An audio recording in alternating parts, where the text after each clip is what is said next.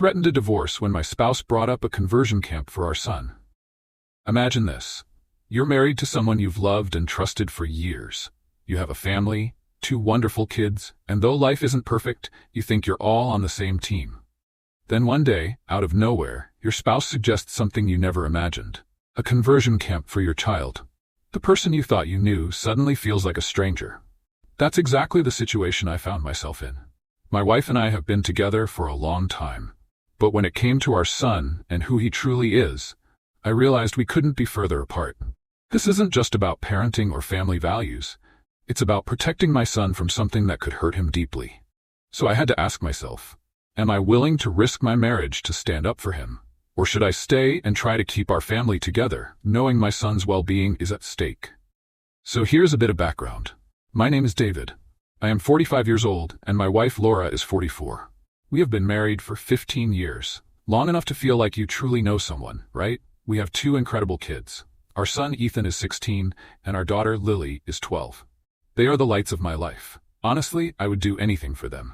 Like any family, we have had our ups and downs over the years. Laura and I do not always see eye to eye on everything. Who does? But nothing too serious, just the usual stuff couples go through. Overall, things have been smooth. I thought we both wanted the same things for our kids: happiness, safety, and the freedom to be who they are. Then, something happened that changed everything, and I started to wonder if I ever really knew my wife at all. About a year ago, Ethan, my 16-year-old son, told us he is gay. I remember that moment so clearly. It was unexpected, and I admit, it took me by surprise. But even in that moment, my mind was clear about one thing. I love my son, and I want him to be happy. Ethan has always been a good kid, and nothing about who he is changes that for me. I did everything I could to make sure Ethan knew I was there for him, no matter what. I told him that his happiness matters more to me than anything else. I just wanted him to feel loved, safe, and understood. For me, there was never a question about supporting him. But my wife, Laura, had a very different reaction. When Ethan shared this part of himself, I could see the shock and sadness on her face. She was quiet, distant, almost as if she was grieving. Over the weeks that followed, she barely talked about it, and when she did, she brushed it off as if it were just a phase. She would make comments like, maybe he just needed help, or that he might be confused. I kept hoping it was only because she needed time to adjust, to understand, and that eventually she would come around. But as the weeks turned into months, I started to feel uneasy. Her reaction never seemed to change, and I began to worry. I wanted to believe we could both support our son fully, but it was becoming clear that Laura and I were not on the same page. That was when I started to feel like the ground beneath our family was shifting in a way I had not expected. One night, Laura and I were talking about Ethan's future. Just a normal conversation, or so I thought. Out of nowhere, she dropped something on me that I never expected to hear. She mentions that she's been looking into conversion therapy camps for Ethan. According to her, he is not truly gay, he is just confused and needs the right guidance. I cannot even put into words what I felt in that moment. I was hit with this mix of shock, disgust, and anger. I thought maybe she was just talking out of frustration, that this was some kind of awful joke. But when I looked at her, I realized she was completely serious. I told her right there that I would never, ever agree to this. Conversion therapy is dangerous. It is not therapy at all. It is a form of abuse. I have heard the stories. I know it does more harm than good. The pain, the trauma, the damage it causes, it is something no child should ever have to go through, especially not my son. I could not believe she would even consider it as an option. I tried to reason with her, to explain how damaging this could be for Ethan. I told her that these so-called camps do not change anyone. They just break people. I wanted her to understand that what she was suggesting was not going to help him. It would only hurt him, maybe in ways we could never fix. But no matter what I said, she would not back down. She just kept saying I was enabling him, as if supporting my son was somehow a mistake. At that moment, I felt like I was in a nightmare. One where the person I loved was suddenly someone I could barely recognize. It was as if our whole world had been turned upside down, and I did not know if we would ever be able to come back from it. After Laura suggested sending Ethan to a conversion camp, I knew I had to make my stance clear. I told her, as firmly as I could, that there was no way I would ever agree to something like that. I could not believe we were even having this conversation. My own wife was talking about sending our son somewhere that would try to erase who he is. I felt like I had to protect Ethan from his own mother. But Laura would not let it go. She kept pushing, saying I was just enabling Ethan's confusion. She truly believed that sending him to this camp would fix everything. Hearing her talk like that, like our son's identity was a problem, made my blood boil. I felt this mix of anger and heartbreak, realizing just how far apart we were on something that meant everything to me. As she kept insisting, I could feel the frustration building inside me. This was not a small disagreement. It was something that cut right to the core of who we are as parents. It hit me hard that we were standing on opposite sides of a line I never thought we would cross.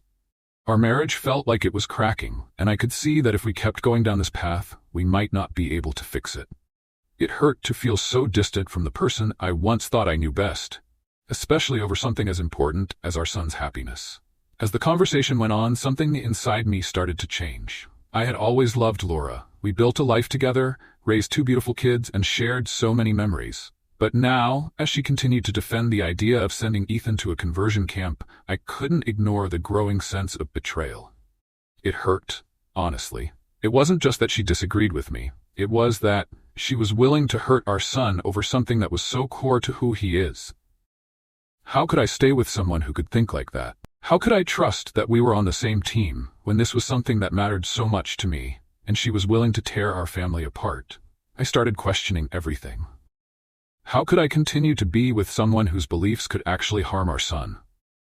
I felt like I was being torn between the woman I loved and the mother of my child. It wasn't just about whether I could stay in the marriage anymore. It was about whether I could look my son in the eyes and tell him that I stood by someone who thought he needed to be fixed. The pain of it all was overwhelming. I never imagined that something like this would make me question the foundation of my relationship. The love I once felt for Laura now felt complicated and clouded, and I wasn't sure how to move forward from that. As all of this weighed on me, my thoughts turned to our daughter, Lily.